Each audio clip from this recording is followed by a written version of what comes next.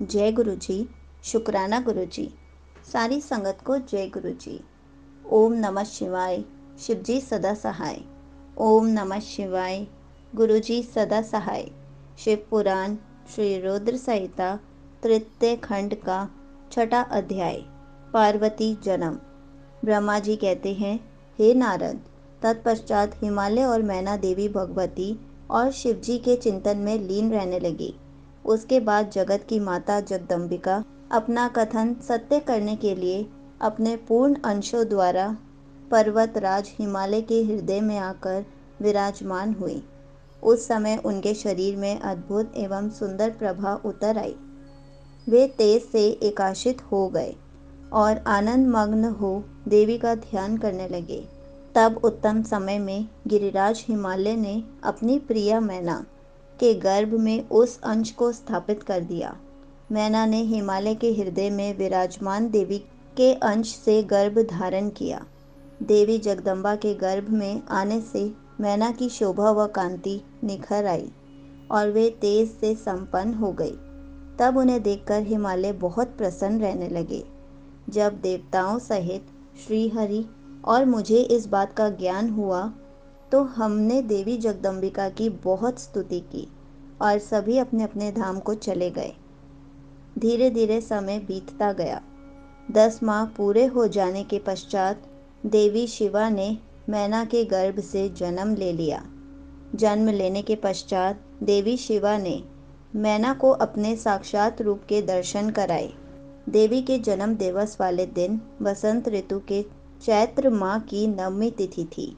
उस समय आधी रात को मृगशीरा नक्षत्र था। देवी के जन्म से सारे संसार में प्रसन्नता छा गई। मंद मंद हवा चलने लगी। सारा वातावरण सुगंधित हो गया। आकाश में बादल उमड़ आए और हल्की हल्की फुहारों के साथ पुष्प वर्षा होने लगी। तब माँ जगदम्बा के दर्शन हेतु विष्णु जी और मेरे सहित सभी देवी देवता गिरिराज हिमालय के घर पहुँचे। देवी के दर्शन कर सबने दिव्य रूपा महामाया मंगलमयी जगदम्बिका माता की स्तुति की। तत्पश्चात सभी देवता अपने अपने धाम को चले गए।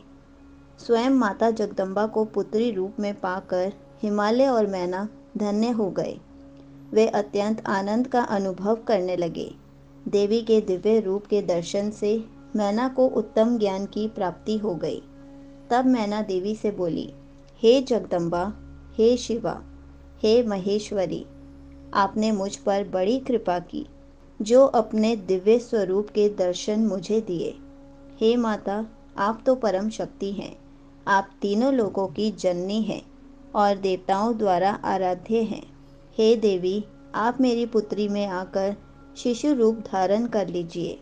मैना की बात सुनकर देवी मुस्कुराते हुए बोली, मैना, तुमने मेरी बड़ी सेवा की है। तुम्हारी भक्ति भावना से प्रसन्न होकर मैंने तुम्हें वर मांगने के लिए कहा था और तुमने मुझे अपनी पुत्री बनाने का वर मांग लिया था। तब मैंने तथास्तु कहकर तुम्हें अभीष्ट फल प्रदान किया था। तत्पश्चात मैं अपने धाम चली गई थी। उस वरदान के अनुसार आज मैंने तुम्हारे गर्भ से जन्म ले लिया है।